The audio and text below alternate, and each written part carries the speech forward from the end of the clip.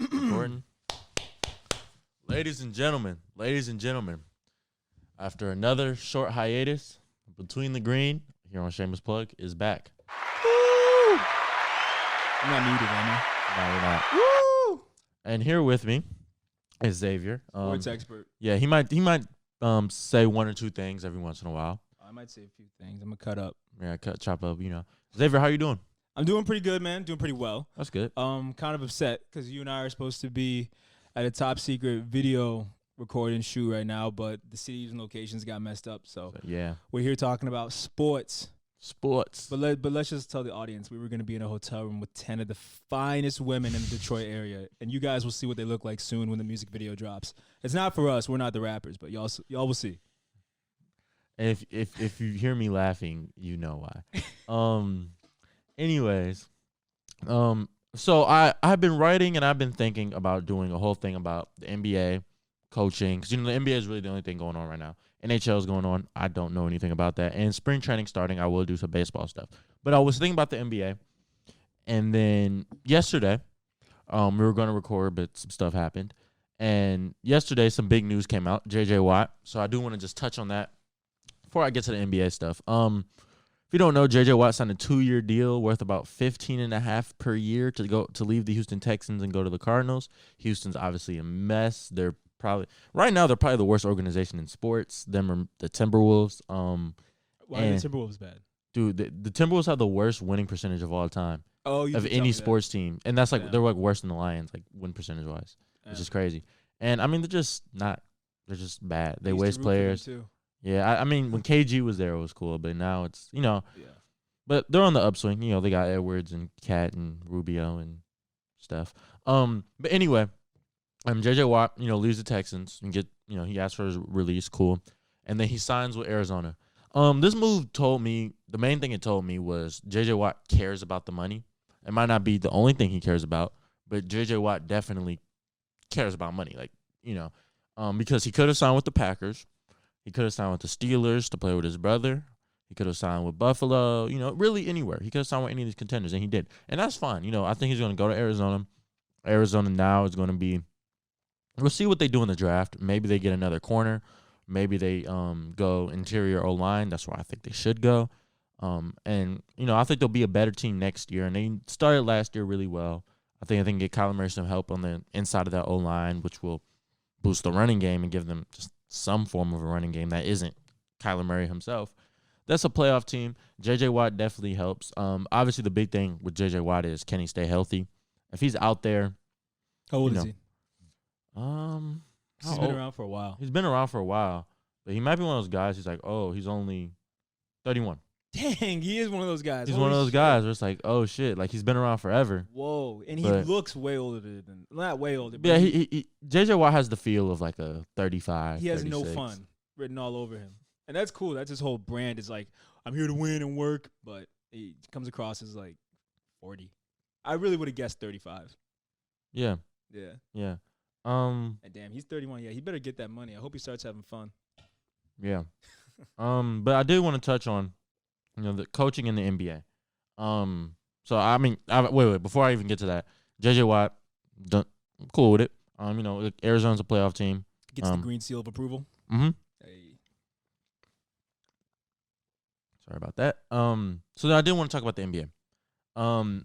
Right now, as a lot of you who follow the sport knows, Ryan Saunders just got fired. Lloyd Pierce just got fired, and Luke Walton has one foot out the door in Sacramento. These guys are getting fired. And the Ryan Saunders, I do want to just touch on, I'm not even talking about individual cases too much in this, but I do want to touch on these Ryan Saunders getting fired. I don't hate it. And the Lloyd Pierce firing was a Trae Young and guys wanted him gone thing. It does suck for him. I know he did just have a baby like a couple of days ago, and then he ends up getting fired.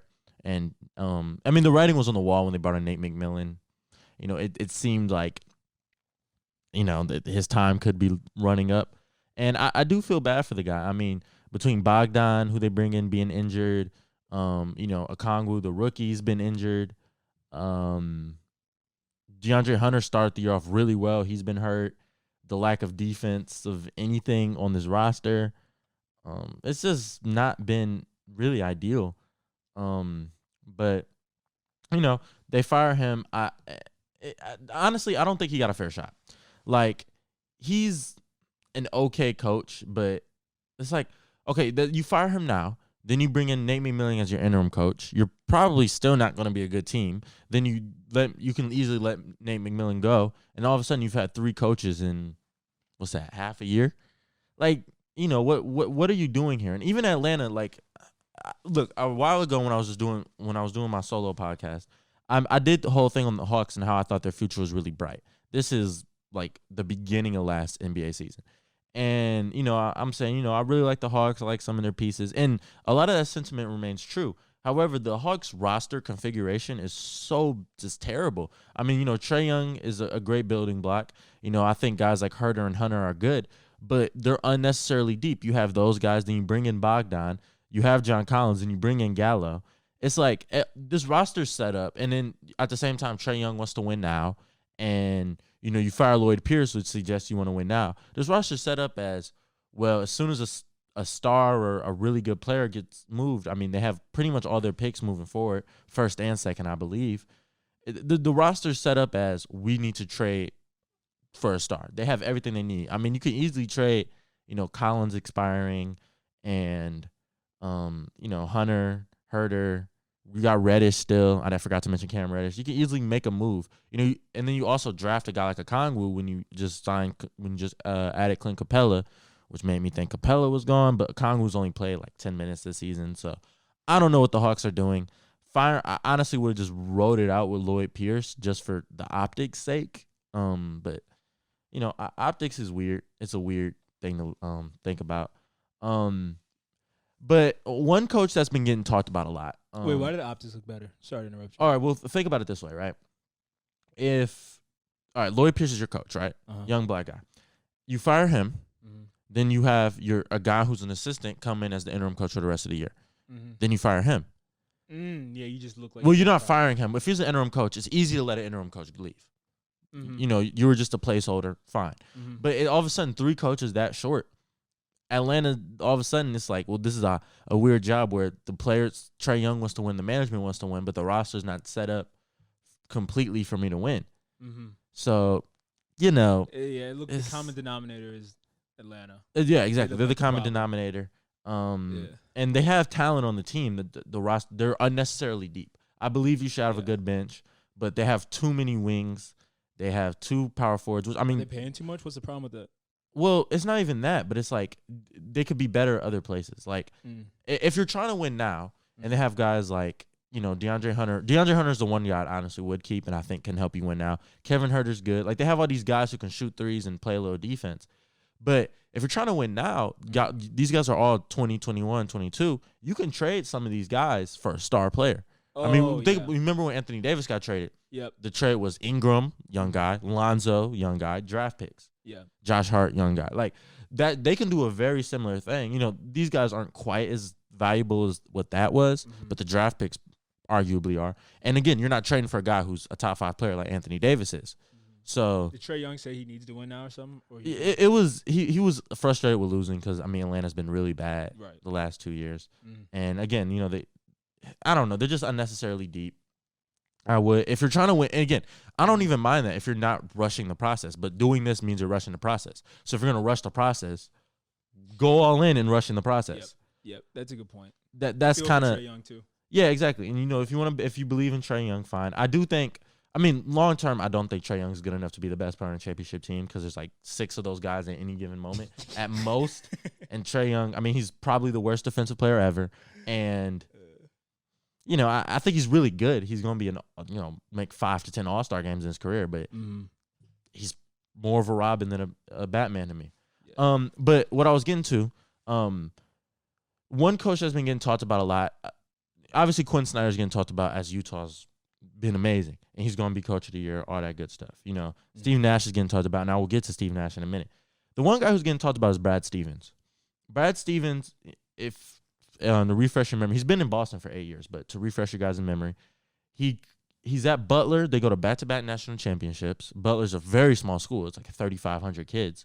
3,500? Something crazy like that, yes. It's like super small. Actually, let me check. How many? You don't fact check your show, buddy? No, I'm kidding. Does Butler University have? Watch Butler it. University has 4,600. Dang. So you get what I'm saying? And they go to back-to-back national championships. They had a guy like Gordon Hayward there. Yeah. Like, so he gets the Celtics job, and it's all going well. Celtics are, a really good young team, and then between that and Danny Ainge getting guys like Tatum and Brown, or even actually before that, you have a guy like Isaiah Thomas, who was, he had one of the best seasons outside of the Larry Bird stuff. He had maybe one of the best seasons in Celtics history. You're going to have to explain that again. You remember, Isaiah Thomas, the super short one? Yeah, the 1 year he had when they called him Mr. Fourth Quarter, best player in the fourth. That was one of the best seasons statistically in the Celtics series. I'm saying outside of Larry Bird. That's one of the, outside of Larry Bird, if you exclude Larry Bird's 20 years or whatever, that's one of the Right. Exactly. And he's actually the Celtics all-time leader in points per game, which is wild. That is But, so again, they have these teams and, they're winning, and Brad Stevens is seen as a genius. They don't ever get to the finals. They get close, really, really close. They take the Cavs to 7 without Kyrie and Hayward. And then the next year comes, and 2018, and we all know what happens. I'll get to that in a second. And that's a big discussion point on how I feel about Brad Stevens. Right now, the Celtics they have Jason Tatum, who's an all-star starter. They have Jaylen Brown, who's been an all-star. You have, other role players. You have Kemba Walker, and who's a borderline star. He's been up and down. But regardless of all of that, they're sitting at 500. And if you watch the Celtics play, it kind of feels like if Brown and Tatum just aren't making everything, they're not winning. They can't win any other way. And part of that is Marcus Smart being hurt. And I know the narrative is, well, Marcus Smart shouldn't be that important. But we've seen this before. If you guys remember Andre Roberson, I was at the game when he got hurt, actually, here in Detroit. And the Thunder just fell apart. Roberson gets hurt, Thunder fall apart. I think and Marcus Smart is better than Roberson is, at least offensively. Defensively, he's not. But offensively, he's a much, much better player. Roberson's a negative player on offense. It's like 4 on 5 when he's out there. But defensively, he's great. Point is, Celtics are at 500 right now, and there's a lot of talk of, is Stevens on the hot seat? All of a sudden, it's like, well, they folded a little bit against the Heat last year, yada, yada, yada. And first of all, Stevens won't be fired. Let's just get that out the way. And even despite the current issues the Celtics have, I'd keep Brad Stevens. Because, all right, the NBA is different than the NFL. The NFL is very much, if you keep underachieving, it's a coaching issue. It's a play calling issue. It's all that stuff. The NBA isn't like that anymore. The days of I was listening to the Ringer podcast, and they were talking about the days of the big, the big personality coaches like Greg Popovich used to be a super militant guy. He's changed his approach a little bit. You had Don Nelson, who's with the Warriors. You had, even though this time he was with whatchamacallit, but you had Phil Jackson. These big personality coaches who ran the show. You said what? Who pretty much ran the show. They're the face of the franchise. Mm-hmm. Right now, when you think of a team, the only team where you think of the coach first is the Spurs. And that's because of how long Pop has been there and guys like Tim Duncan, Tony Parker, and Manu Ginobili being gone. Yeah, he's from that era. Right. And he's from that era. But, you had your Larry Browns as well, who was here in Detroit and he was in Philly. And those days are gone. So the way you measure a coach in the NBA, all the good coaches run pretty good offensive sets. They're not all equal. We saw Steve Kerr come in and boost the Warriors. But the way I measure coaching in the NBA is how do they develop guys? And how do they play defensively? And how do they manage a locker room? So if you want to go down this list for Stevens, how do they develop guys? Well, Jaylen Brown is emerging to a star. Jason Tatum is emerging to a star. You could say, well, they had that star potential. They were both, top 3 picks? But regardless, they've merged into stars. You see a guy like Marcus Smart, who has always been a very good defensive player in a guard version of Draymond Green, basically. We've seen him actually become a good offensive player. We've seen him develop guys really well. We've seen, the way Isaiah Thomas emerged from being a good point guard to, holy shit, this guy's scoring 50 in the playoffs. Obviously, the hip injury and stuff, he's not doing that anymore. But, and so development, he has that knocked down, one of the better ones in the league. Defensively, the Celtics were good on defense while having a 5'9" point guard and a guy like Jared Sullinger out there. And just, and that's hard, having a guy like Isaiah Thomas who teams are going to attack every time and still managing to be a good defensive team. It's not easy. especially come playoff time. And Stevens was able to do that. Checks that box as well as he's just defensively creative. That's what I want to say. He's creative defensively. Checks that box. And then the last thing, and which is the one issue that there may be with him, is managing the locker room. And that's why I say I'll bring up this 2018 season. That year, my guy Kyrie gets a lot of blame for that year. And he deserves some blame, but I honestly think the on-court issues were more so. I think Rozier and Morris combined for 20 shots a game. And, you see right now, Rozier's having a career year, and Marcus Morris is an okay player. But when you have Kyrie, a young Tatum, Al Horford was still there. You have guys like that. These guys, 20 of your shots should not be going to these guys. Kyrie wasn't shooting the ball enough. And, I do put a lot of that on Brad Stevens. And so he checks 2 of these 3 boxes. Wait, and then even one question. Why is that on Brad Stevens? If you have a guy like Kyrie who's running the show and you have other guys who are shooting the ball too much, it's up to you to say, hey, stop shooting the ball as much. And it was the type of shots they took. It wasn't just they were shooting open shots. Because if you're taking good shots and you're taking the best shot available, then okay. If you're getting open threes and you're a good 3-point shooter, then take it. But we saw them, that just, wasn't really the case at all. So we see guys taking too many shots, and that's up to the coach to say, no, you don't shoot this much. Let Kyrie shoot. Let Tatum shoot. Let Brown shoot. You get what I'm saying? Yeah. Yeah. That's a culture thing. And then we also see. But Kyrie is also, Yeah, and again, Kyrie gets a lot of blame for that year, too. You're right. You already said that. It was a lot going on. And it's not all on one thing. However, Stevens does deserve blame. I hear you. Not all of it, just some. And then we also see 2 of the biggest free agents they've had, or the biggest free agents this team have left. Kyrie leaves. Hayward leaves. Horford leaves. Now, each of these 3 situations are different. Horford, he wasn't going to get that much money anywhere else. Hayward, he basically got bullied out of I hate to say this, but he got bullied out of town, basically. And then you gotta explain that too. That's interesting. Okay, so Hayward was in. Remember, he was a really good player. Yeah. He gets to Boston, first game, leg snaps. Yep. And then he's always hurt. And then his first year back, he was bad, and he just never was that good. It just never worked. I remember people hyping him up a lot. Yeah, him and Kyrie, the idea was, this team's a championship team. And if he doesn't break his leg, they probably may, and Kyrie stays healthy, they beat the Cavs that year and lose to the Warriors, inevitably. But, but yeah, and so basically it was just hard. I think mentally he just needed to be in a new space. I always joke that Gordon Hayward's contract was signed on like an Indian burial site because he's been injured a million times. The weird thing about that is all of his injuries are unrelated. He breaks his leg, and then he has leg injuries on the other leg. He breaks his hand, and he breaks I think he breaks both his hands, or he breaks a finger on one hand and his other hand. You get what I'm saying? These are very unrelated. What are the odds injuries? And this keeps happening to him. And when you say he got bullied out, do you think it was the city or the team? It was social media. I think it was just mentally he just wanted to be in a new spot, which is fine. Yeah. I'd want to as well. Yeah, he didn't live up to the hype of that team. Not at all. Yeah. And, it wasn't all one thing. Right. And then Kyrie leaves, regardless, the locker room thing is a legit question. The guys now seem to like each other.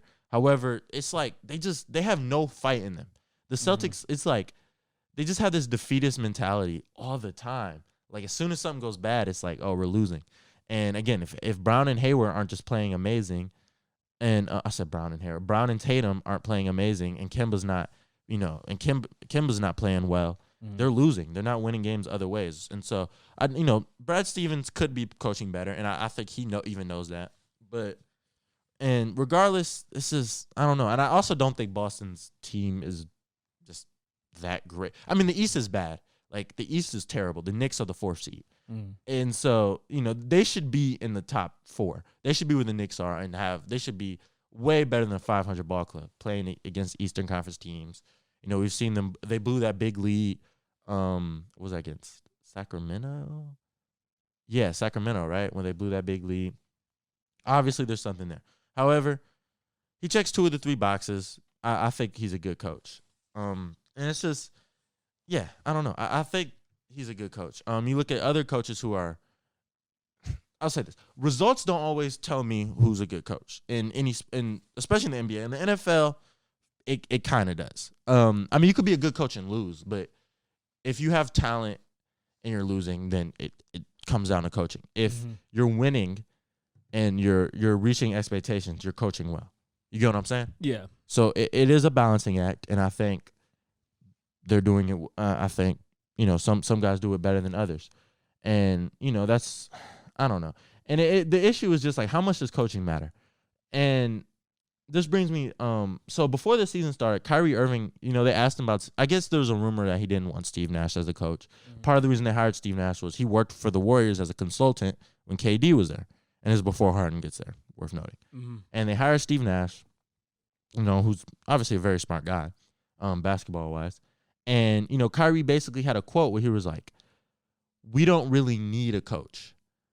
I can coach like KD, like we can run the team." And if you watch them play, that's kind of how it is. I mean, the NBA now, the offensive talent in the NBA now is to the point where, like, no matter who's the Lakers coach, right? You could have Phil Jackson. Well, Phil Jackson, if you got Phil Jackson or whatever, the best play will always be give the ball to LeBron, space the floor, and LeBron and AD pick and rolls. But the best play will always just be have the ball in LeBron's hand. Yes, it hasn't always been that way. And it's not just LeBron. It's a lot of guys like that. It hasn't always been that way.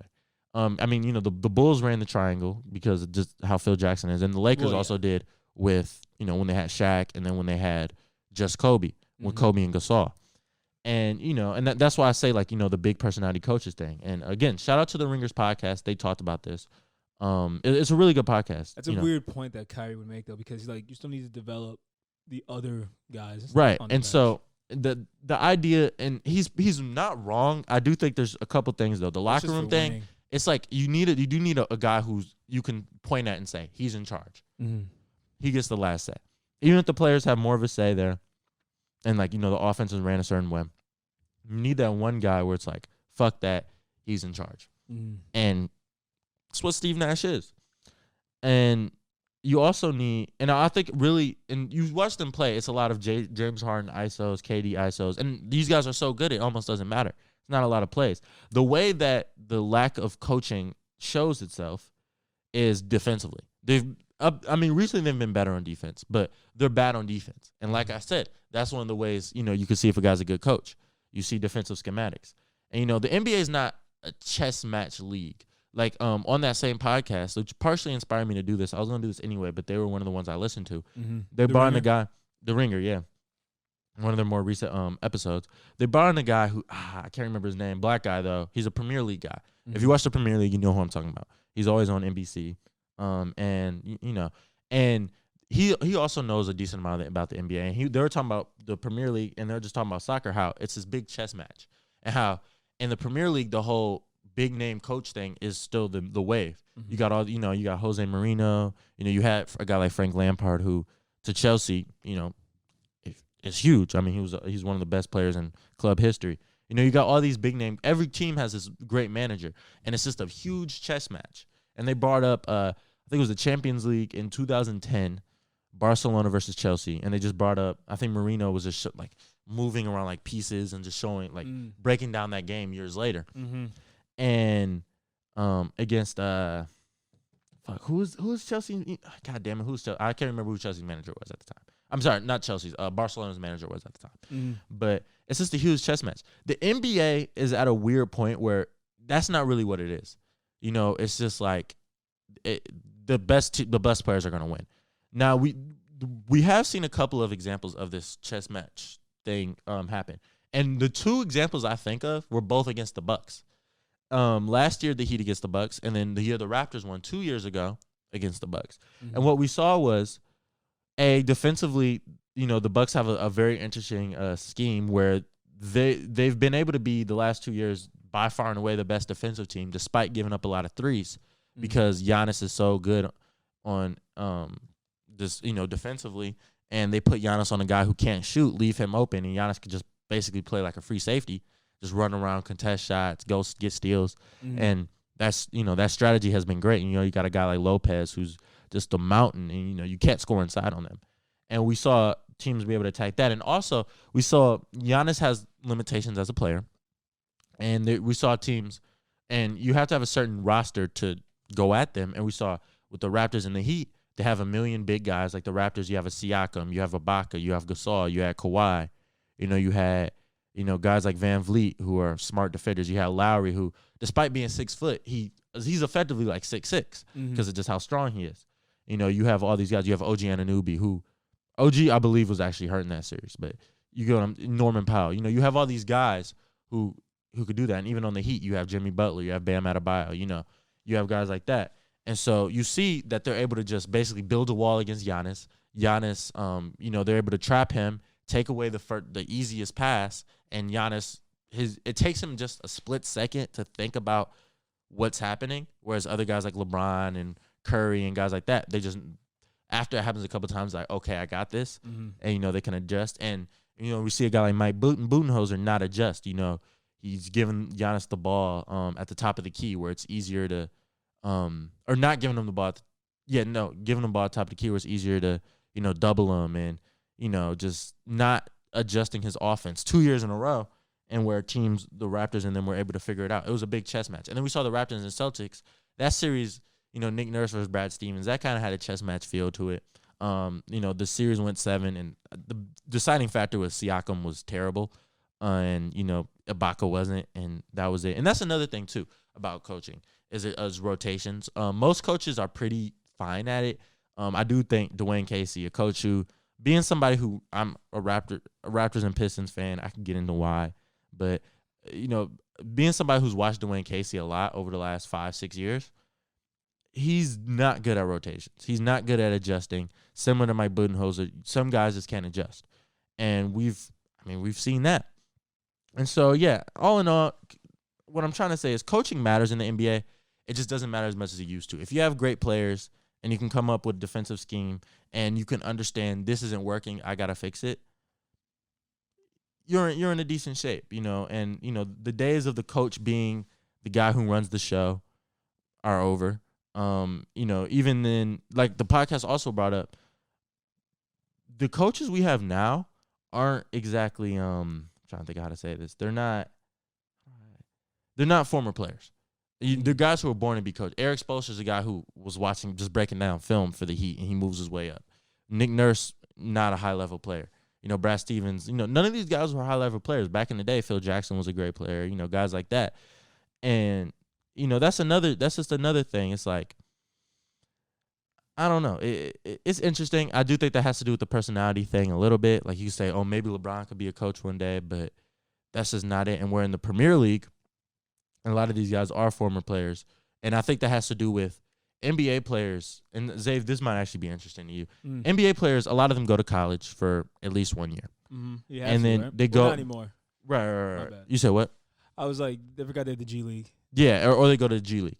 And, NBA players are just more diversified in what they do. They have all these business interests and stuff, which is great.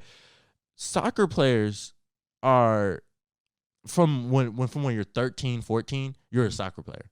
You're playing at the lower level, but, a lot of these guys are semi-pros or like pros at a lower level at like 16 years old. And so your whole life is just the sport.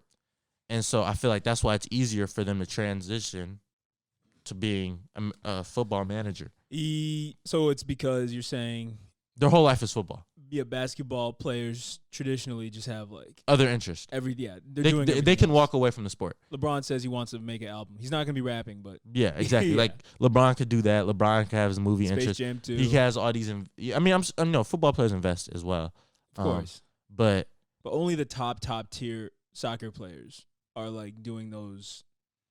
I don't know. Maybe do you think the mid-level NBA players are like that too? Investing their money, yeah. Well, also really focus outside the court, like in their business ventures. Oh yeah, yeah. I think some of them are. The top guys definitely have it down pat. I think LeBron's a big reason for that, and I think Jordan really kickstarted it, and just now the teams are ran by the players. That's the culture we are in, which is fine with me, I guess. That's really all I have to say about coaching right now. It's a weird. It's a weird spot to be in, but shout out to the Ringer. They, some of the things they said I agree with, I disagree with, but the big thing is just players running the sport and being the face of every franchise except for one as of right now. The last thing I do want to talk about is the Utah Jazz. They're in first place in the entire league right now. They're playing well, and I'm not going to break down why they're playing well. They're shooting the 3-ball well. They're obviously fantastic on defense. Gobert is the defensive player of the year again. All that good stuff. The one thing, the narrative right now around this team, and I'll get into this, my thoughts on it, but the narrative on this team is they're another 2015 Hawks, 2018 Raptors, where great regular season team, they're going to run into LeBron and get smacked. And I'm not saying that's true or not true. However, this team is different, man.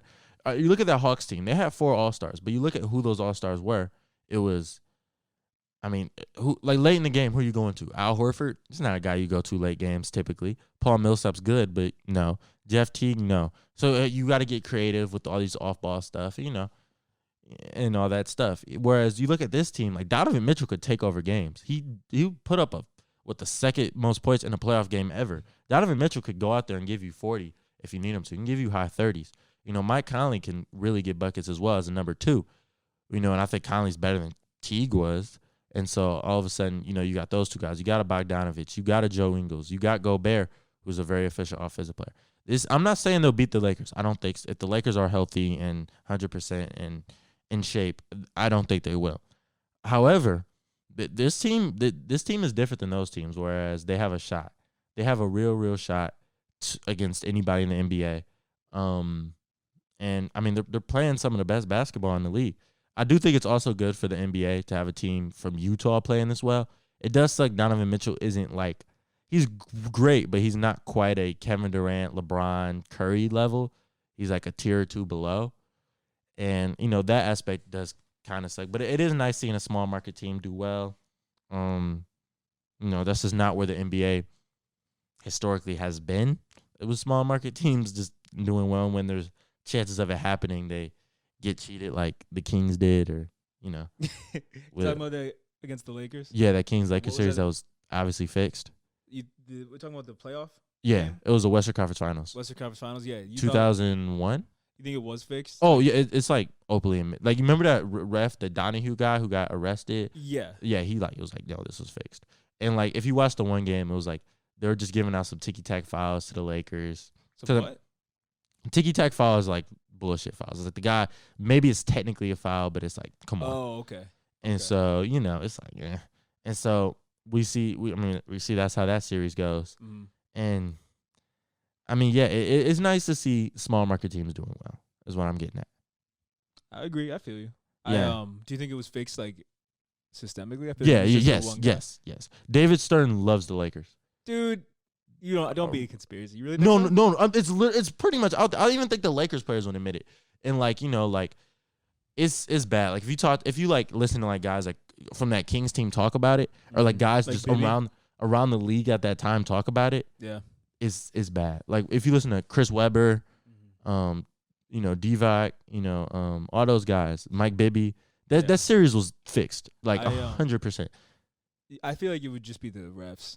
It was the refs. Yeah, the refs were. Yeah, it wasn't like the player. It was like the players weren't in on it. It wasn't that level. Yeah, it wasn't like WWE. David Stern and David Stern had like set it up for the refs. What's going? Sacramento is what at the time. Sacramento is the smallest NBA market. Yeah, was it the smallest one at the time? Had to have been. Okay, I don't know what else could have been. Now it's not. Oklahoma City. Yeah, true. Because it was Seattle at the time, right? Right. Yeah. Oh, you see, and Seattle's a big city. Yep. And at the time, Sacramento is not a big market at all, and it never will be. And so we see that, and yeah. Adam Silver would never though, right? I don't know. Bro, I do think there isn't a thing, and we could talk about it as like, all right, all the teams that are great right now are for the most part are like historic franchises or big market teams. Teams like the Celtics are a big sports market. It's not one of the biggest. Boston's not one of like the 5 biggest cities in America. Like they have the most titles, right? Yeah, and it's Boston's just a sports mecca. Philadelphia, same thing. I'm just talking about the teams that are good. Mm-hmm. The only team that's not is Utah. And you look at the recent champs. Toronto is an exception. But it's Denver a lot of. was doing pretty well. You said what? Denver was doing pretty well. Is that a big market? Denver's not a big market, but an NBA market, they're like a medium. But it's just like, and the issue becomes free agency. Like these teams were all built through the draft, whereas the Lakers were bad and they're able to sign LeBron. Bad teams aren't going to be able to do that. Small cities that are good are going to struggle to get big free agents. But it's just it's a systemic thing. You do have to be somewhat coherent, and I do think that's why the Heat. Like, the Pat Riley thing. Like, Miami's obviously somewhere players are going to want to play with the no state income tax, and it's Miami. But, the Pat Riley thing, the Heat culture thing, that's why they're able to get a guy like Jimmy Butler. And as well as, Butler being friends with Dwayne Wade. But they do need to do something about the whole free agents only picking the big market teams. Because, J.J. Watt just signed with Arizona. In the NFL. Yeah. Like, players are going to go where they can win and get money in the NFL. And there is a systemic difference, whereas the NFL, everything is so much less guaranteed. But nonetheless, it's just, you get what I'm saying, right? You think that and they've done some things to try to fix it, but it just hasn't been enough. What? Like, what have they done? All right. So let's say I'm trying to think of a player. All right. Let's say Steph Curry's a free agent. Steph Curry, he'll get a max contract, right? If he stays with the Warriors, he can get 5 years. If he goes elsewhere, he can get 4. Yeah. And he'll get more money per year if he stays. He's eligible to get more money. However, that's not enough of a deterrent. They have to, I don't know what it has to be to get guys to stay, like star players to stay. They don't make most of their money. Because all of us, what it's becoming is small market team drafts good player, good, teams not good enough. If the team's not good enough, good player leaves. Anthony Davis did it. It might happen with a guy like Karl Anthony Towns. You get what I'm saying? Like, that's just kind of where the league is at right now. How's Charlotte doing? I think they're in the playoffs. They're like they're a mediocre team. They're like a 500 team. That's okay. That's like okay. But if they stay as a mediocre team, they don't become a contender. And then once LaMelo Ball's fully a free agent, not a restricted free agent, does LaMelo Ball leave? You get what I'm saying? Probably. Yeah. It's a systemic issue that keeps. They just want to win. It's a cycle. Well, you said it earlier. They want to win so young. Like, Trae Young is only 22, and they're already reorganized. You said they should reorganize the whole roster. If they're going to be in a win now mode, then as soon as a star player comes available, you gotta trade. You gotta try to go after him. I agree that I would be this way too. But do you think it is kind of unreasonable for someone so young to be a win now? Yes. Mindset. Yes. Yeah, 100%. So, it's like Luka. That's where the pressure is on Luka. Is like a win now thing. Like Luka's what, 21, 22? Oh yeah, 22. I think 21, 22. Right. So Luka Doncic is a superstar, but and getting the championships. Guys that age don't lead you to championships. LeBron made the finals at that age. KD and Russ made the finals at that age. Right.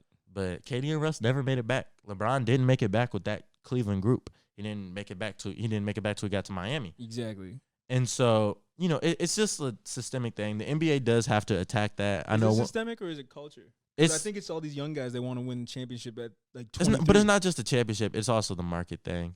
It will be interesting to see what happens. I think Dallas is a big market NBA team effectively. Yeah. But and their owner. Yeah, their owner. It's a big market NBA team. Yeah. But, and it's, Texas and everything. But it will be interesting to see, you look at these young guys, do they stay in these cities? Is Anthony Edwards, does LaMelo Ball stay? Does Anthony Edwards stay? Yeah, I think it's cultural more than systemic. Yeah, sports culture is more player-based, and players could just do whatever the fuck they want. It hasn't always been that way. Guys did request trades. Like, Kobe Bryant did request a trade out of L.A. Yeah. And it was to the point when he was looking at houses in Illinois to be a Bull. It was to that level. I did not know it was that deep. Oh no, yeah. He before he passed, he was on some podcast and he said, I forget the name of the city. He was like, I was looking at houses, I was looking at schools. He was like, I had it in my mind I was gonna be a Bull, and they were able to keep him there. But it's a wild thing, man. It is. But obviously the players are at the forefront right now, and that's just kind of where we're at. You know what I'm saying? I get it, man. I just think that I think everyone, obviously you're more tapped in the NBA, but I think part of the problem is just everyone wants it to happen so fast. Yeah. And I know, because it's not like the NFL where you don't have as long of a career. NBA, they have decently long careers. I don't think you need to have a championship within the first 4. No, no. I mean, I get if you're a good player, I get why you're not going to have a championship in your first 4 years. Yeah, exactly. Because good players are drafted to bad teams. Yeah. So it's unless you're Darko, Mm-hmm. you know what I mean. Like that's not, and Darko was shit. But unless you're that kind of guy, it's not happening. But yeah, I mean that's really everything I wanted to get out the way. Coming up next, I will get to some MLB stuff. I will get to some NFL draft stuff. I'm working on my mock draft right now. Check out all the social media stuff. Check out Shameless Plug, the regular podcast. Subscribe. Tap in. New, especially by the time, I mean, it's already out right now, but especially by the time you guys hear this, there is a new episode up, audio only on, wherever you get your podcast at, Apple, Spotify, all that good jazz, Amazon, whatever. Next video, we'll have a guest too. So a guest, special guest. Me, Max Dave, and a special guest. And yeah, we're really cooking up, man. 2021's our year. So, thank you for watching. Thank you for listening. Again, like, subscribe, follow the Between the Greene Instagram, follow the